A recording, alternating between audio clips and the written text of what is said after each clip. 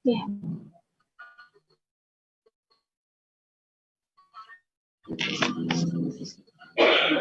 Monggo dimulai, Bu.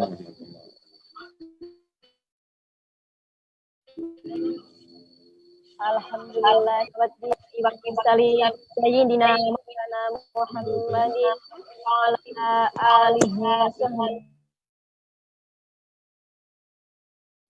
Yang terhormat Bapak Rektor Institut Pesantren Matholiul Falah, yang kami hormati jajaran panitia KKN Institut Pesantren Matholiul Falah, yang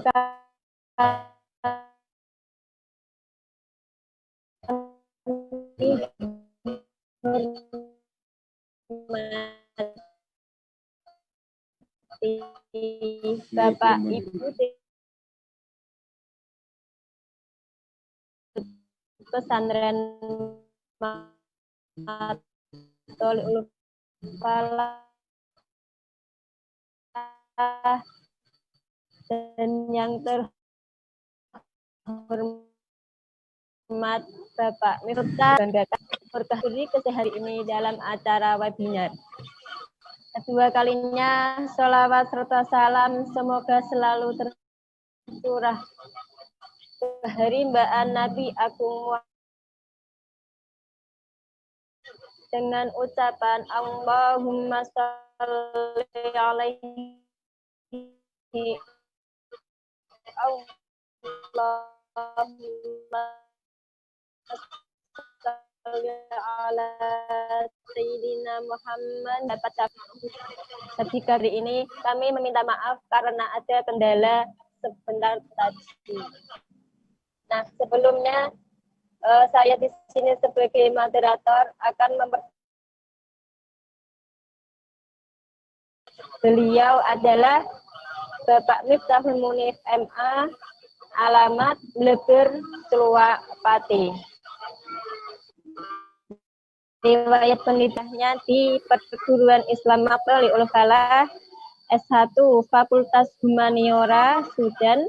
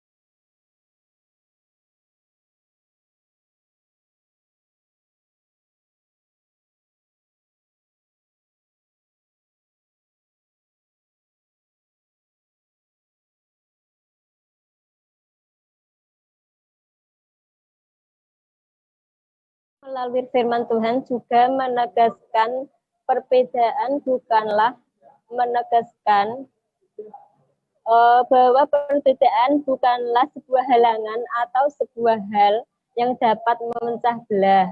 Akan tetapi sebaliknya persatuan adalah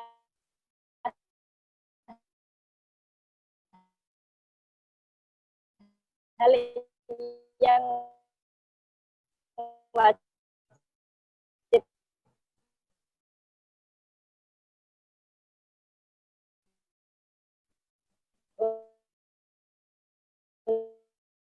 untuk kita lakukan. Bab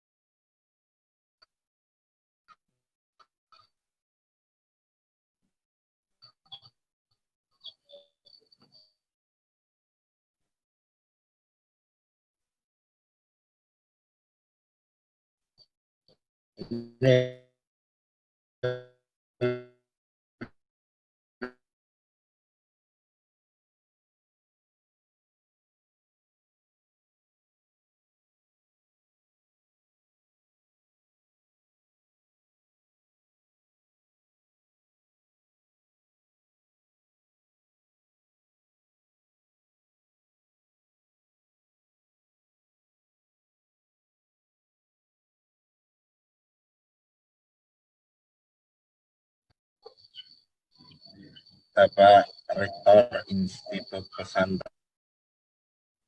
Matholiil Falah serta semua sivitas akademi Institut Pesantren Matholiil Falah. Ada yang terhormat Bapak DPR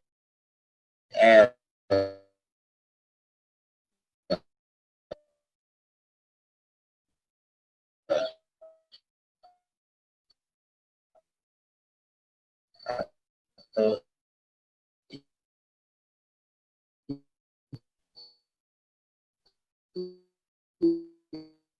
ya,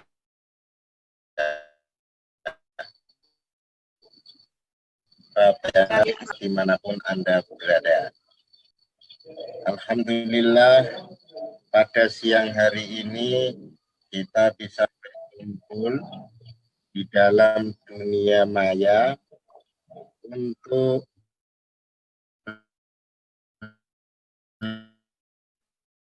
belajar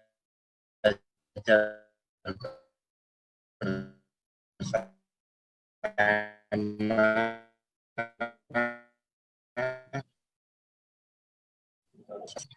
Belum lama ini kita membaca berita atau menonton berita insiden yang terjadi di Sigi, yaitu Indonesia bagian timur.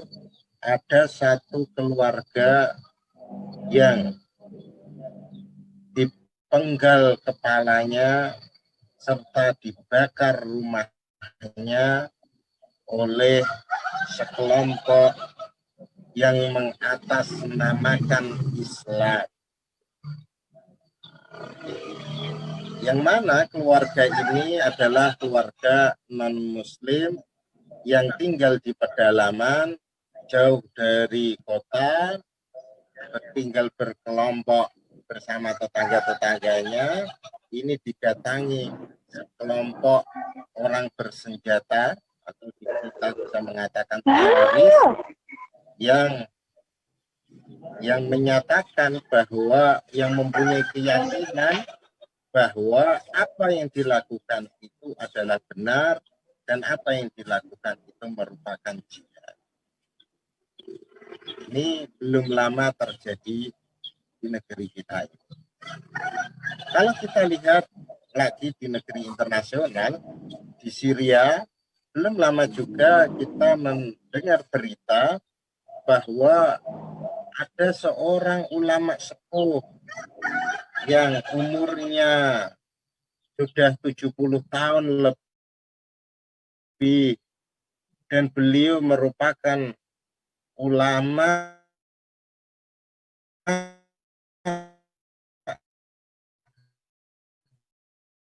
pas ngaji jid, beliau pulang mengendarai mobil, ternyata di mobilnya itu, di bawah mobil itu dipasang oleh bom oleh dari kelompok Islam marah tersebut.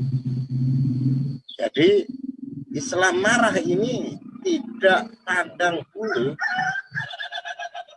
siapapun yang tidak sesuai dengan ideologinya, baik itu yang tidak cocok itu sesama muslim, apalagi non muslim, itu mereka menjadikan sasaran target pembunuhan. Ini kita ambil contoh itu ya, contoh di Sigi, bagaimana interaksi kaum atau kaum radikal yang kita sebut dengan Islam marah dengan non muslim, dan kita bisa lihat juga bagaimana interaksi mereka dengan sesama muslim, orang sepuh dan berilmu tetapi tidak cocok dengan ideologi mereka. Mereka juga sama-sama mentargetkan sebagai korban pembunuhan dari mereka. Dari sini kita tahu pentingnya kita mengetahui siapa sih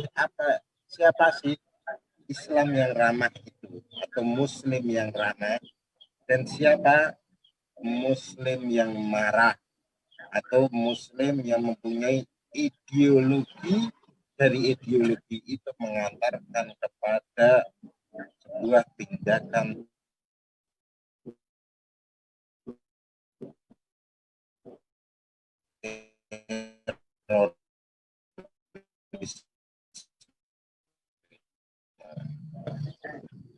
ini istilah yang kita pakai sebenarnya adalah sama dengan istilah yang dipakai oleh banyak kalangan. Yang dimaksud Islam ramah di sini adalah Islam moderat. Yang mana kemoderatan itu adalah prinsip dari agama Islam sendiri. Wa ja'alnakum ummatan wasatan. Gitu. Dan kami menjadikan kalian sebagai umat yang moderat. Atau kata lain dari Islam ramah adalah Islam ahlu sunnah wal jamaah. Sebelum ada pembelencengan arti sebagian kelompok yang mengaku ahlu sunnah, tetapi sebenarnya secara ideologi mereka tidak ahlu sunnah wal jamaah. Terus kita sekarang lihat ciri-ciri dari Islam ramah tersebut.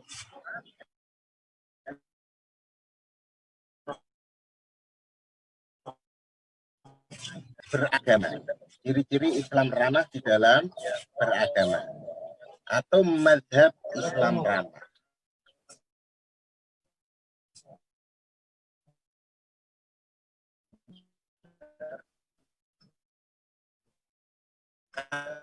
Apa sih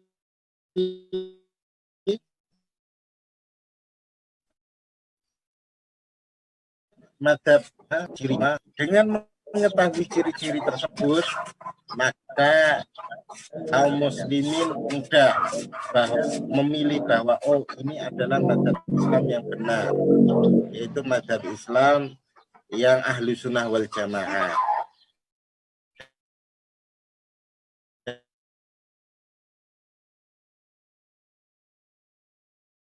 Dan mazhab Islam yang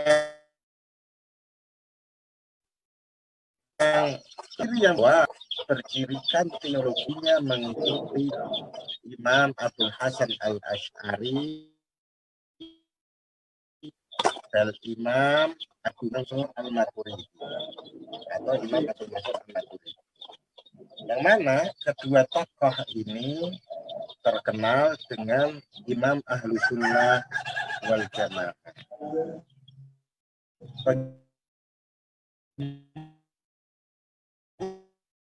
Ikut mazhab Asy'ariyah yang mempunyai akidah Asy'ariyah. Pengikut Abu Mansur al-Maturidi terkenal dengan Maturidiyah. Ini adalah salah satu ciri Islam ramah dari segi teologi.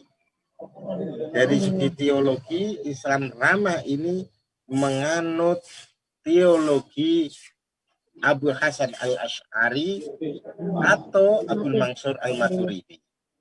Karena keduanya terkenal sebagai Imam Ahlu Sunnah wal Jamaah.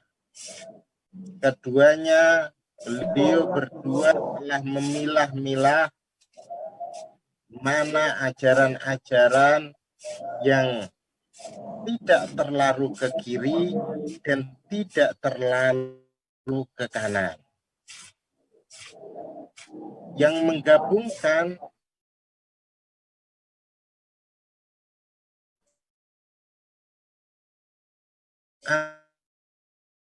antara logi dan Al-Quran Sunnah dengan akal, yang menjadi jalan tengah dari semua sekte-sekte teologi yang ada di dalam Islam. Karena itu, kalau kita lihat, tidak ada satupun teroris yang ada di menganut Abul Hasan al-Ash'ari atau Abul Mansur al-Maturidi. Karena memang secara teologi orang yang berakidah Asy'ariyah dan atau Abu Mansur atau Maturidiyah itu dia tidak akan kena doktrin-doktrin terorisme. Terus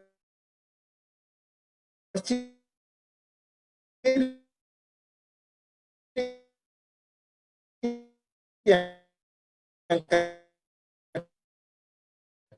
kedua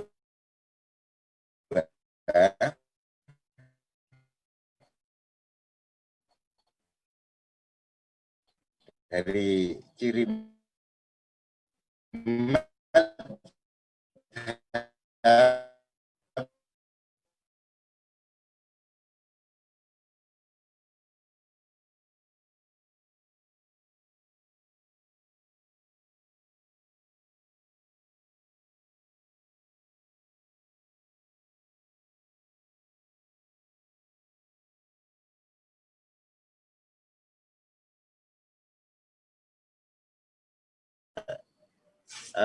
Imam Zahid Al-Kautsari mengatakan Allah madhabiyah qantaratun ila al-latiniyah. Tidak bermadhab itu merupakan jembatan menuju ke tidak beragama. Gitu.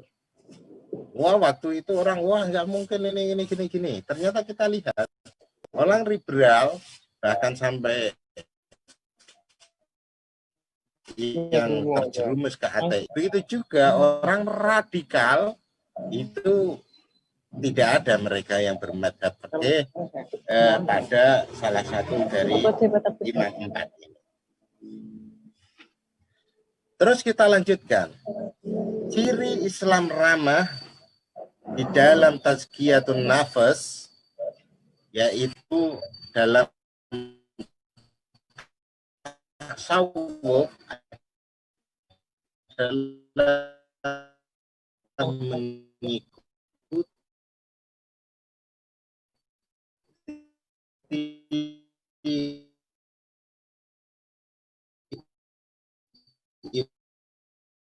Imam Junaid Muhammadnya. Kita tidak menemukan teroris itu yang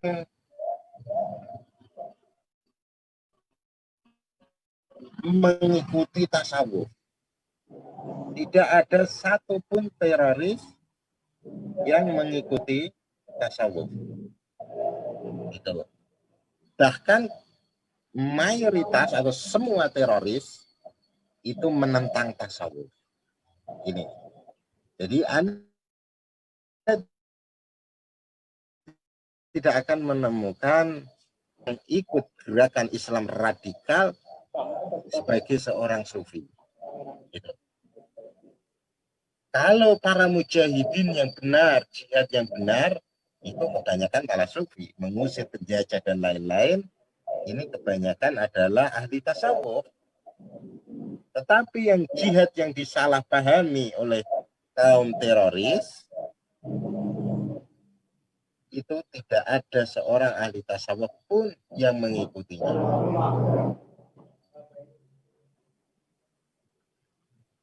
Karena itu, ini adalah salah satu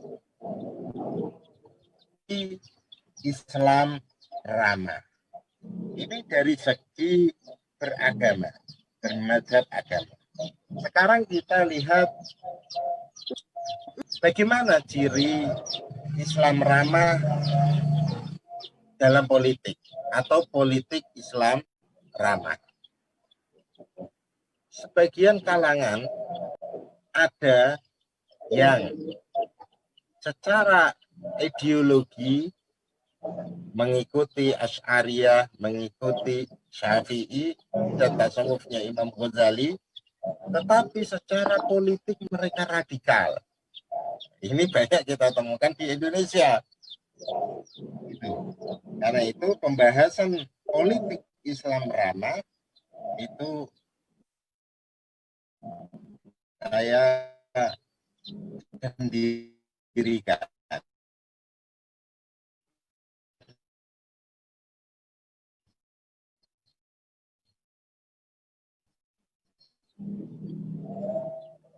Ciri-ciri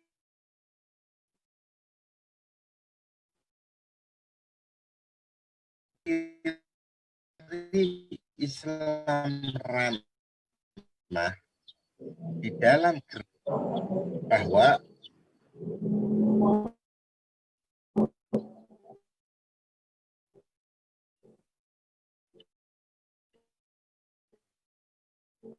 agama Islam atau ajaran pokok, yang mana ajaran pokok ini berubah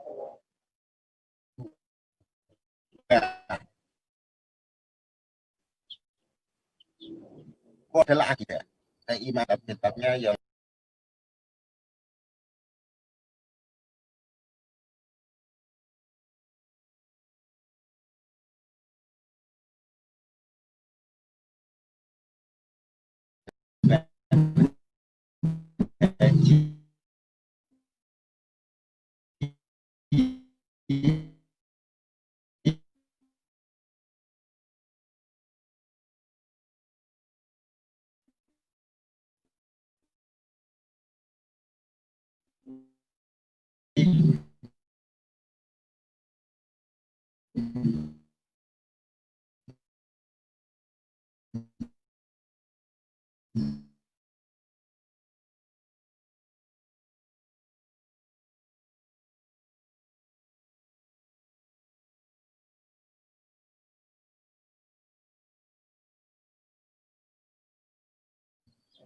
Bisa jadi zaman dulu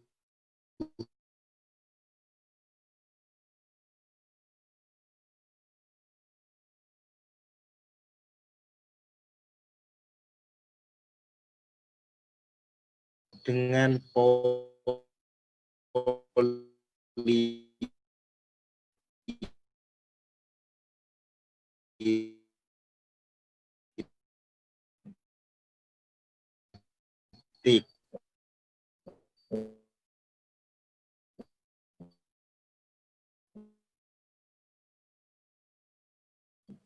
ramah ini sangat lentur. Tidak ada pengkafiran karena beda pilihan. Tidak ada pengkafiran karena beda pilihan politik. Ini berbeda dengan sekte lain. Ambil contoh kita, itu memasukkan bab politik atau imamah itu sebagai dasar akidah. Yang mereka yakini itu merupakan akidah. Orang yang tidak mengimani bisa jadi dia dicap kafir atau minimal fasik.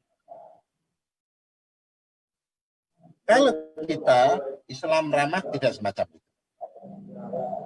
Begitu juga kalau kita lihat gerakan Islam marah, salah satunya di Indonesia yang telah dibekukan oleh pemerintah, HTI, Hizbut Tahrir Indonesia, itu memandang bahwa imamah adalah masuk di dalam ajaran prinsip yang tidak bisa berubah, tetap dan tidak bisa berubah. Gitu. Kita mengatakan bahwa imamah itu kepemimpinan ya berarti. Kepemimpinan itu wajib, itu hal yang sama. Islam ramah pun mengatakan wajib. Sebuah negara harus ada pemimpinnya. Kalau tidak ada presidennya atau yang republik berarti presiden, yang kerajaan berarti raja. Kalau di sebuah negara kok tidak ada pemimpinnya, maka negara itu akan kacau balau. Karena itu kami pun Ahlus Sunnah wal Jamaah mengatakan bahwa di sebuah negara harus ada pemimpin. Wajib itu. Dan pemimpin itu siapa? Itu lentur kita. Bagaimana model pemilihan pemimpinnya, maka kita serahkan pada musyawarah. Ada musyawarah, ada pemilihan langsung, atau itu diikuti oleh pemilihannya hanya DPR saja, berarti Dewan Syuro aja istilahnya, Ahlul Hilli wal Aqdi saja, itu kita serahkan, itu boleh-boleh aja. Yang terpenting nanti hasilnya sama, dalam artian bahwa endingnya sama, bahwa di sebuah negara itu jangan sampai ada kekosongan pemimpin. Beda dengan HTI yang harus menyatukan semuanya, yang tidak mau bersatu boleh dilawan.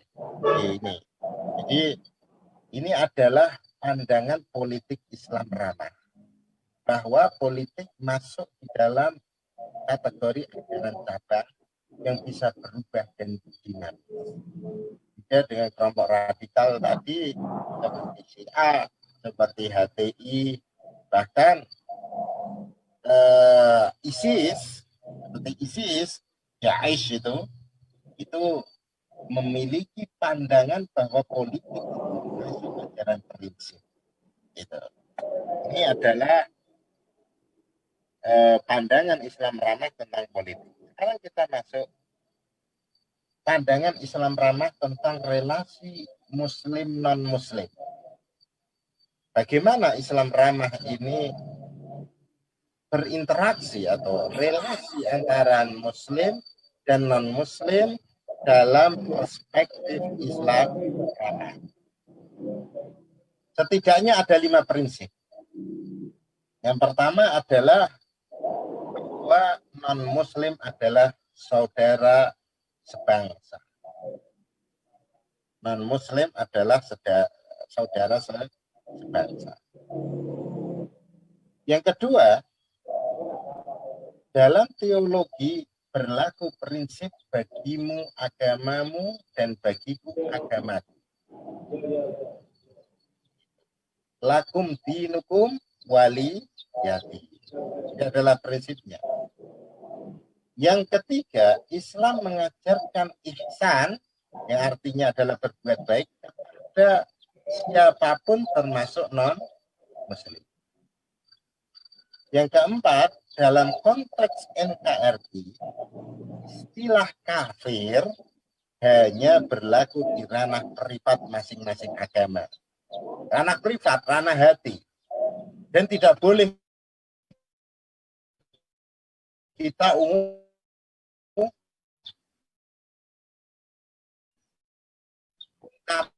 ke publik.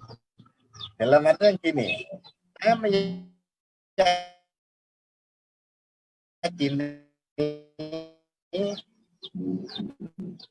non-muslim itu, tetapi kita tidak boleh memandang dalam hatinya juga menganggap kaum muslimin adalah kafir. Tetapi non-muslim itu pun tidak boleh mengata-ngatai kita kalau kita lewat itu wahai kafir, wahai kafir. Jadi dalam konteks NKRI, istilah kafir hanya berlaku di ranah privat masing-masing agama. Yang prinsip kelima, Muslim dan non-Muslim adalah warga negara yang berkedudukan sederajat. Ini adalah prinsip relasi Muslim non-Muslim perspektif Islam ramah. Terus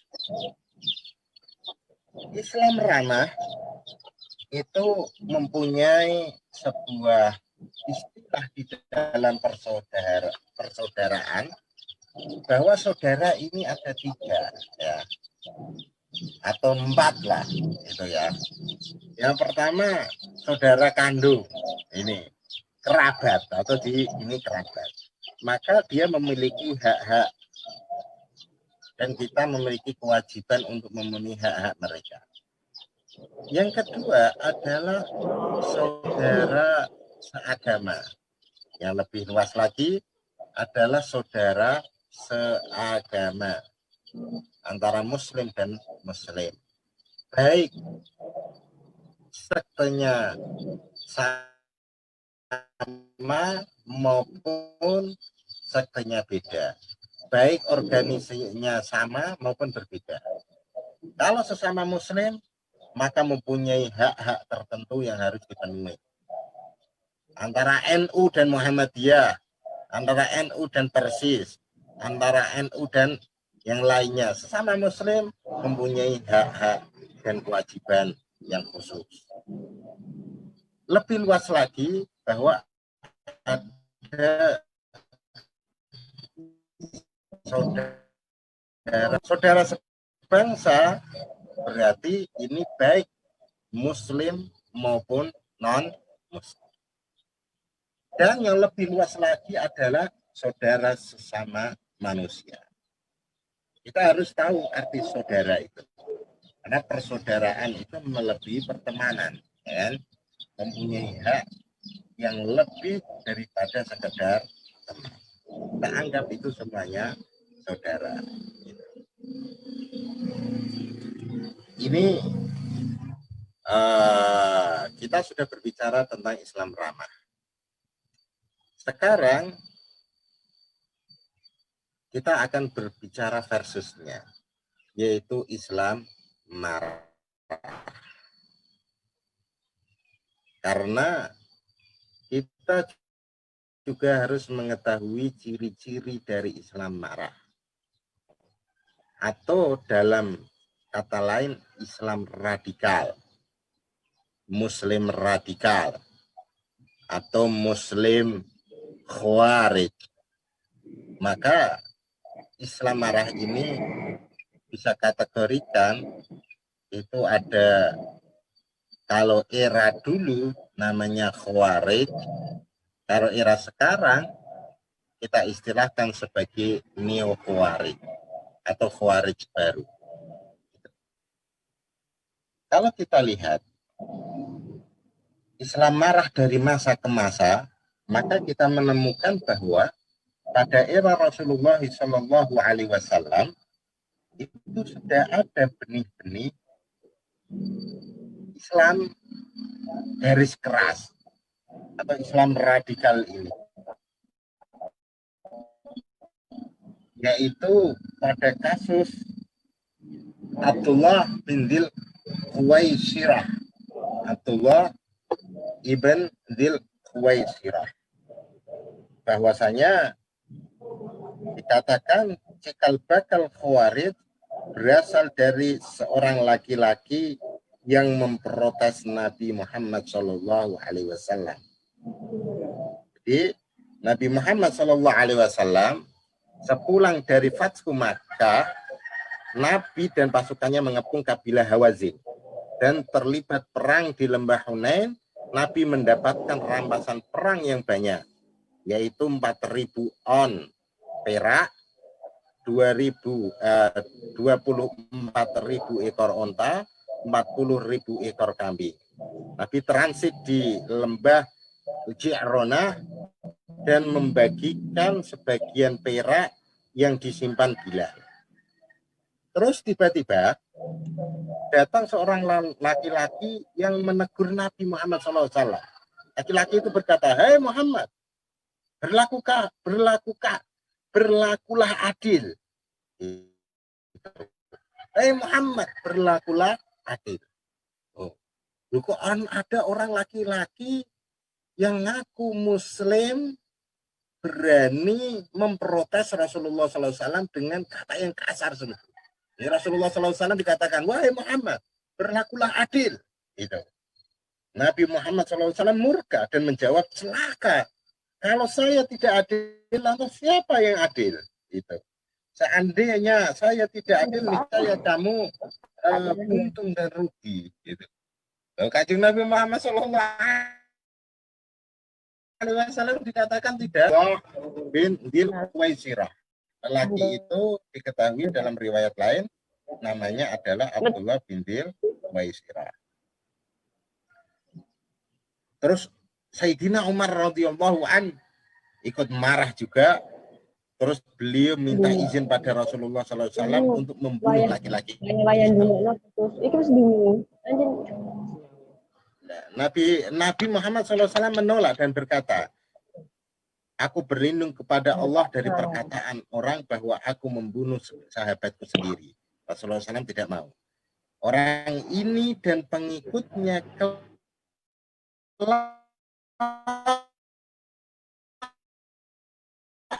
membaca al-asnya anak panah dari busurnya. Sabda Rasulullah SAW. Lihat redaksi ini. Orang ini dan pengikutnya kelak membaca Al-Quran tetapi tidak sampai ke ronggongannya.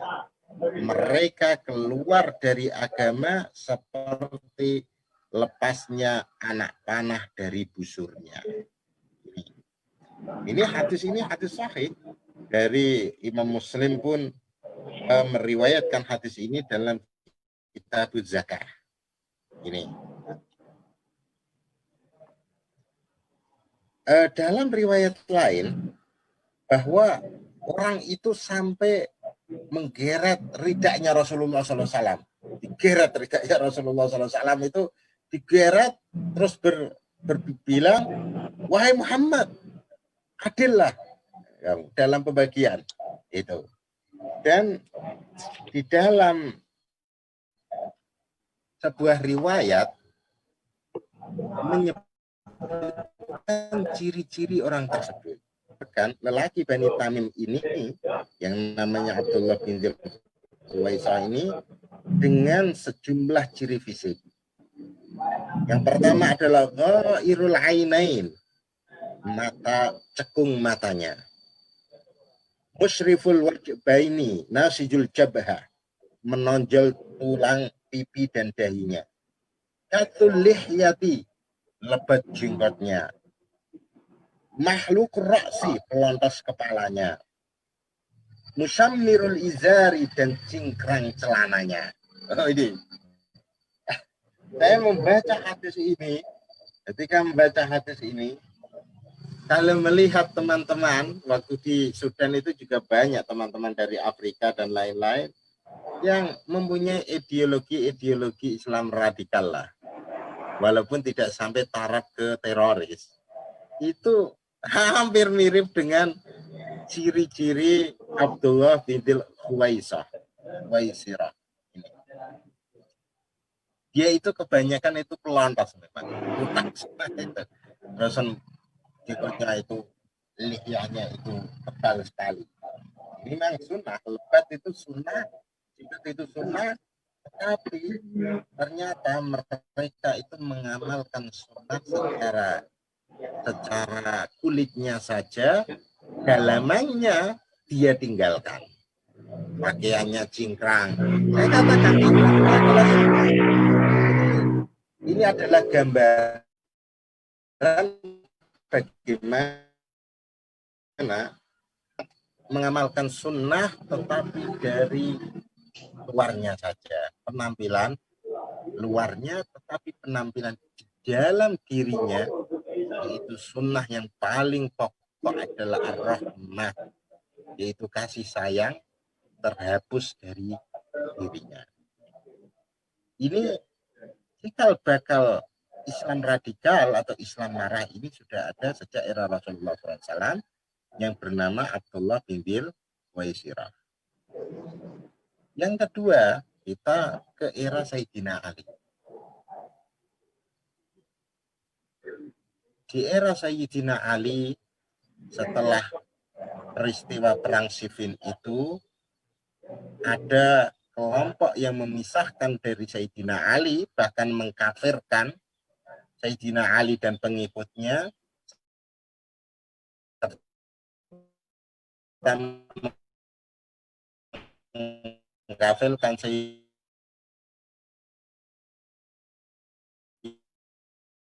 Muawiyah dan keluar. Khawarij berarti jamak dari kharij, orang-orang yang keluar dari barisannya Sayyidina Ali. Nah, istilah Khawarij itu muncul di era Sayyidina Ali tersebut. Lihat, Sayyidina Ali yang memisahkan Sayyidina Ali itu ada sekitar 6.000 orang. Karena peristiwa tahkimnya Sayyidina Ali. Sayyidina Ali dituduh tidak berhukum pada Allah, tetapi berhukum pada manusia. Dikatakan inil hukmu illa lillah, bahwa hukum itu hanya milik Allah. Wa man lam yahkum bima anzalallah fa ulaika humul kafirun. Barang siapa yang berhukum selain dengan hukum Allah, maka mereka adalah orang-orang kafir.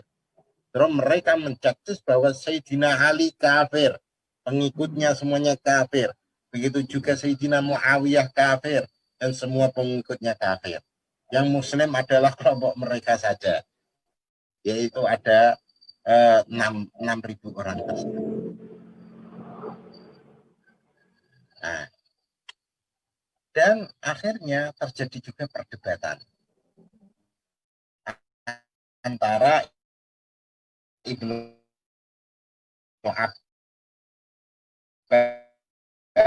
Abbas, keponakannya Rasulullah SAW, dengan mereka. Dan yang total 2.000 orang. Yang membunuh Sayyidina Ali itu adalah Abdurrahman bin Muljam.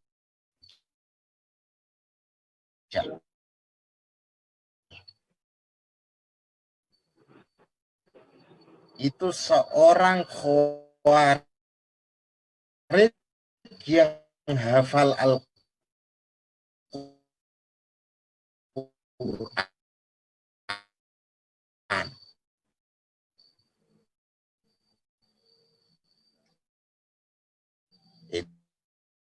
Itu Muslim, hafal Al-Quran, ahli ibadah, ahli tahajud,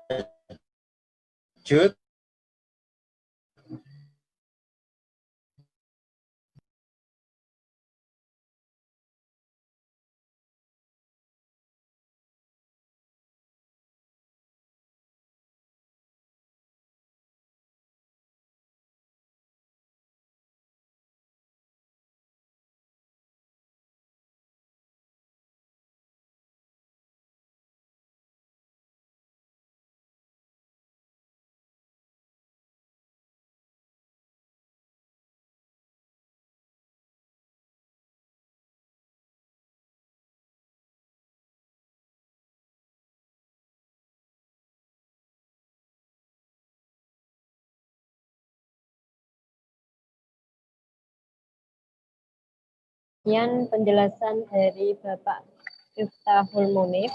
Terima kasih. Mungkin jika ada pertanyaan bisa ditanyakan sekarang.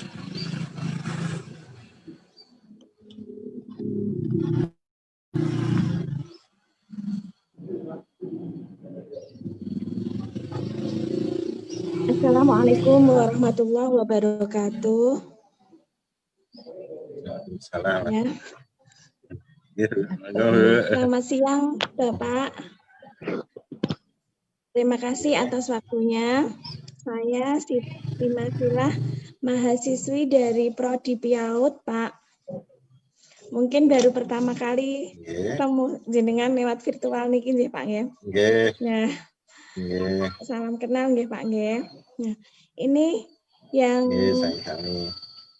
yang baru-baru ini kita kan mungkin masyarakat awam itu masih kurang ngeh nggih Pak dengan apa itu Islam ramah atau Islam marah itu nggih Pak untuk masyarakat awam sendiri.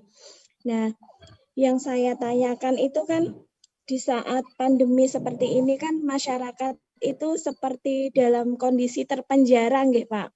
Kita kurang keluar, diharuskan tetap di rumah. Jadi pertemuan tatap muka ini kan kita gantikan seperti ini, seperti saat ini, pertemuan virtual. Jadi kan mungkin mengakibatkan kadang kurang paham atau kurang tidak respon atau tidak ngeh gitu loh Pak. Jadi menyebabkan itu ada kesalahpahaman dalam individu satu dengan individu yang lainnya. Nah, terkadang ini yang menyebabkan kurang paham gitu loh Pak. Jadi kan ada perbedaan pendapat itu yang terkadang menyebabkan emosi atau kadang ini memicu pertikaian gitu loh Pak. Bagaimana cara kita menjadi penengah gitu ketika ada permasalahan seperti itu gitu Pak. Dan itu yang pertama nih Pak. Yang kedua itu ajaran Islam kita sendiri terkadang untuk memahami ajaran Islam itu ngeten Pak pertanyaannya maaf. Dalam generasi muda yang milenial terkadang kurang memahami syariat dan itu melahirkan keradikalan. Seperti yang baru-baru ini nggih Pak nggih. Kalau kita melihat di surat-surat kabar atau berita di TV, banyak anak muda ini kan emosinya masih tinggi, masih labil nggih Pak. Nah, ini terkadang menyikapi satu masalah itu hanya dengan gontok-gontokan gitu loh Pak, emosi. Nah, seperti yang baru-baru ini terjadi di daerah Solo, tepatnya di Kartasura, itu kan ada sekitar bulan September kemarin, tanggal 15 September itu ada penganiayaan. Itu entah beda ideologi atau beda pendapat, itu terjadi antara PSHT dengan dua orang yang bercadar, itu dianiaya gitu loh Pak. Jadi kan menimbulkan bentrok yang terus berkelanjutan gitu loh Pak. Sempat ada sweeping malam, ada jam malam, jadi takut tidak keluar malam, takut salah sasaran gitu Pak. Nah, bagaimana kita sebagai, khususnya saya, pendidik yang ada di ranah PAUD ini, mengedukasi ke masyarakat atau yang kecil lah, mengedukasi masyarakat, mengedukasi anak-anak kita, bagaimana nanti kita bersikap ketika ada perbedaan ideologi semacam ini, Pak. Terima kasih. Oke. Tambun, atau ada lagi mungkin langsung aja ditambung kalau ada lagi. Ya, monggo silakan. Yang mau bertanya bisa ditambah.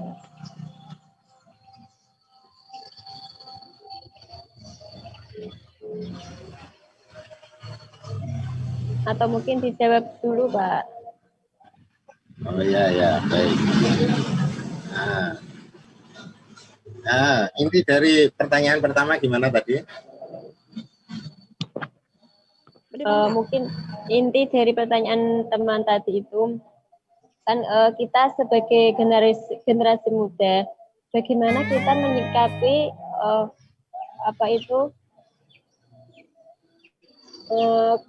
kejadian-kejadian seperti yang terjadi di Solo itu kemarin, yang katanya PSHT menyerang 2 orang. Nah, kita sebagai generasi muda, langkah apa yang harus kita lakukan? Terus yang kedua, sebagai pendidik PAUD, tadi Bu Masilah itu, bagaimana caranya beliau itu mengedukasi kepada anak-anak ataupun kepada masyarakat sekitar tentang Islam ramah, yang baik, yang ramah itu yang bagaimana, yang tidak radikal. Begitu Pak mungkin. Terima kasih atas pertanyaan yang luar biasa ini. Yang pertama, kayaknya dikaitkan antara masa pandemi dan pemahaman serta perselisihan dan bagaimana cara mengatasinya. Gitu, kan? Perlu diketahui oleh teman-teman juga bahwa di era pandemi ini Islam radikal itu gencar-gencarnya dengan menulis narasi-narasi yang disebarkan melalui virtual, media-media sosial dan lain sebagainya.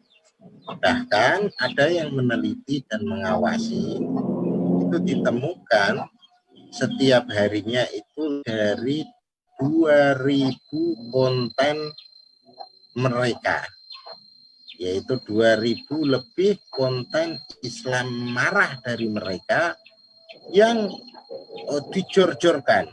Bahkan ada yang mengatakan dia sudah menggunakan robot. Dalam artian apa? Sudah aplikasi otomatis yang menyebar-nyebarkan gitu. Dan nanti pengikut-pengikut mereka juga disuruh untuk menyebarkan. Mereka dapat, pengikutnya dapat kiriman, langsung dikirim kemana gitu. Ini yang luar biasa. Ini yang mereka yang sangat membahayakan, karena mereka tahu bahwa momen pandemi ini adalah momen yang tepat untuk mengisi kekosongan ideologi dengan jalur media sosial dan dengan jalur virtual. Ini perlu kita pahami bahwa karena itu ujaran-ujaran kebencian dan narasi-narasi kebencian itu bersebaran di medsos itu. Kenapa mereka melakukan hal itu? Gini, di dalam ilmu psikologi,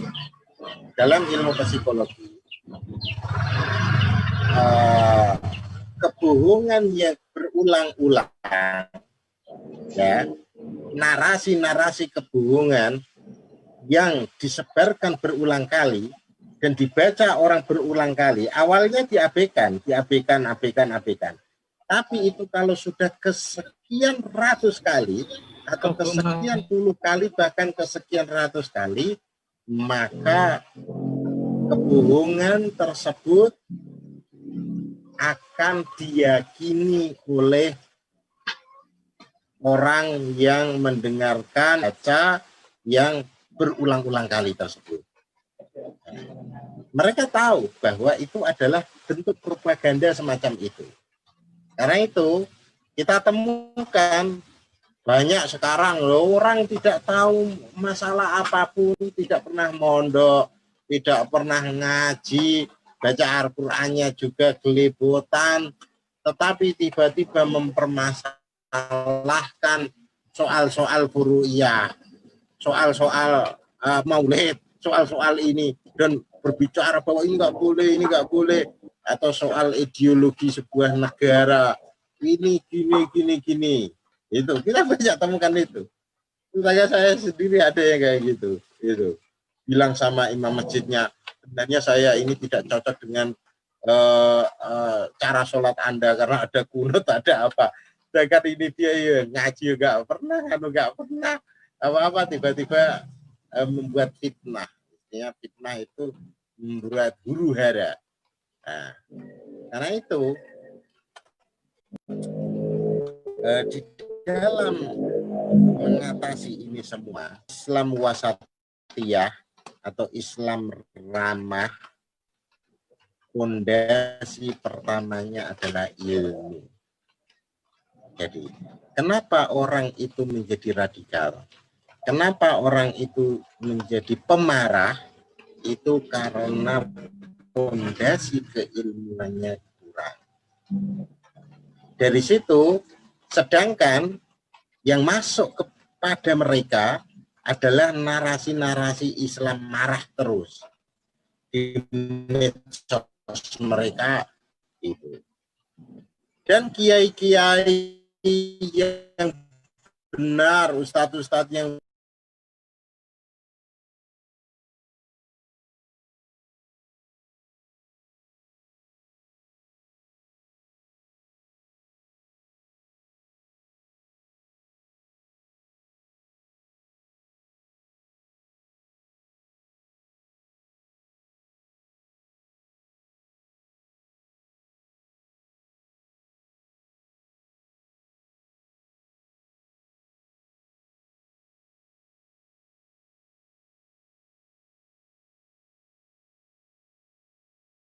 dengan pemikiran yang sebanding dengan dalil yang sebanding. Bagaimana yang dilakukan Ibnu Abbas dalam mendebat kaum radikal tersebut, akhirnya 2000 dari kaum radikal tersebut kembali ke jalan yang lurus lagi. Ini. Terus dalam kasus seperti di Solo dan lain-lain. Jadi ini kasus toleransi ya. Dalam Islam ramah itu ada 3 toleransi. Pertama adalah toleransi antar mazhab fikih. Antar mazhab itu. Toleransi antar mazhab. Orang yang sudah punya ilmu tentang wajibnya toleransi di dalam mazhab fikih, maka dia tidak akan radikal di dalam fikih. Dalam fikih contohnya gini, ada orang yang cadaran dan ada yang tidak cadaran. Maka kalau orang fikihnya kuat, mereka tidak akan menjadi masalah. Cadaran nombor, orang cadaran nombor. Orang ada yang kunut, ada yang tidak kunut. Orang yang fikihnya kuat, maka dia akan mengatakan yang tidak kunut benar, yang kunut benar. Orang yang fikihnya kuat dan mempunyai toleransi fikih, maka ada orang yang waktu sholat tidak baca basmalah dan yang tidak baca basmalah dianggap hal yang biasa. Ini boleh, ini juga tidak boleh. Ini antar mazhab fikih. Yang kedua adalah antar mazhab ideologi. Ideologi. Dalam ideologi ini maksudnya sesama muslim, tetapi kan ada berbagai mazhab ideologi yang berbeda. Ada yang Asy'ariyah, ada yang Syiah, ada yang Ahli Sunnah, ada yang Syiah, ada istilahnya ada yang Iroh, ada yang Wahab, dan lain-lain.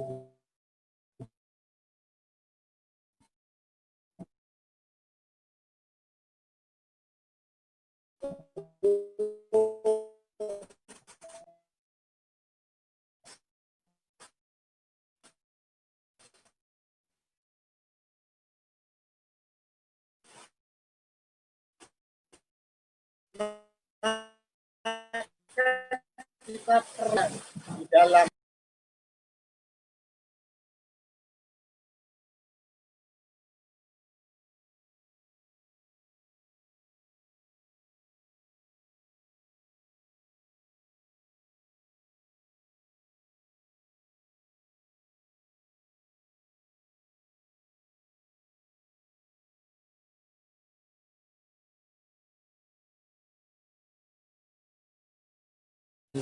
yang tidak sudah monggo. Dan kebanyakan dalam teologi pun itu masuk kategori guru. Yang masuk kategori usul itu ya hanya arkanul iman ini. Detailnya itu kebanyakan guru. Maka ketika kita memiliki dasar keilmuan tentang toleransi teologi antar sekte umat Islam, maka tidak masalah. Dengan orang Syiah itu aja, gitu kan? Dengan orang-orang Wahabi itu aja. Kalau saya kira kalau orang NU itu kayak gitu.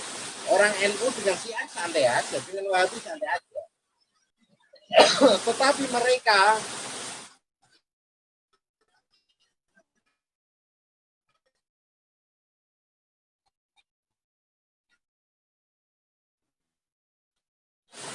menyerang bid'ah, mengabarkan kita itu sesat dan lain-lain.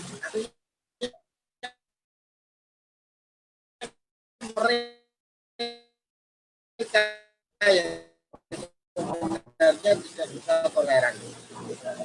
Terus ada agama. Dan saya tunjukkan bahwa ada pembahasan dari seorang ulama muda, yaitu Abdul Fattah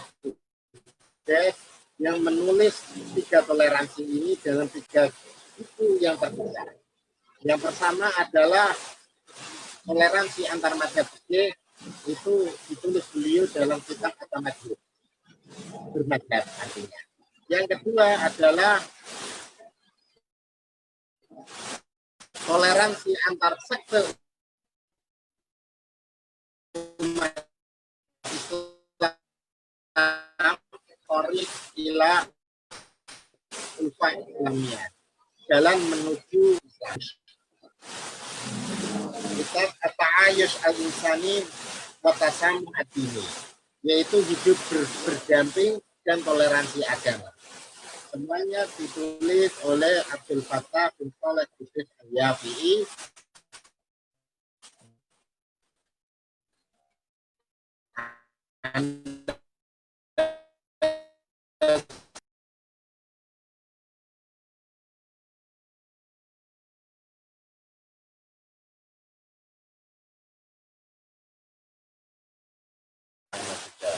Selain landasan secara dalil Quran sunnahnya, beliau juga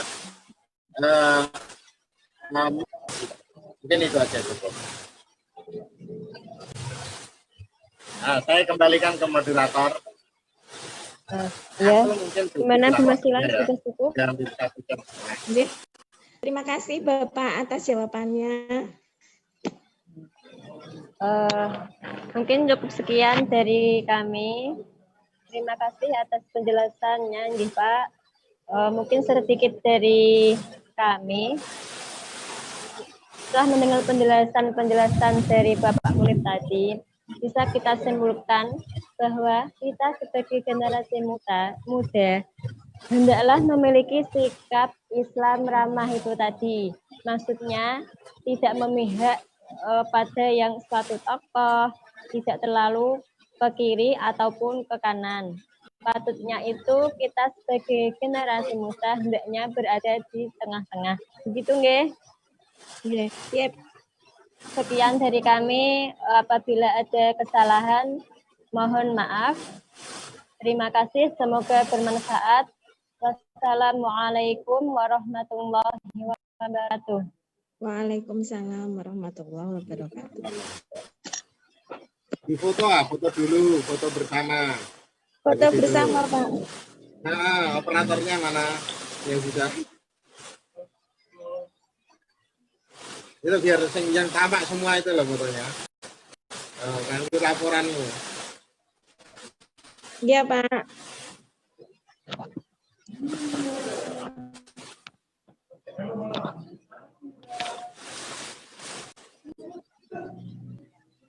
Terima kasih ya Bapak Munif. Sama Bu.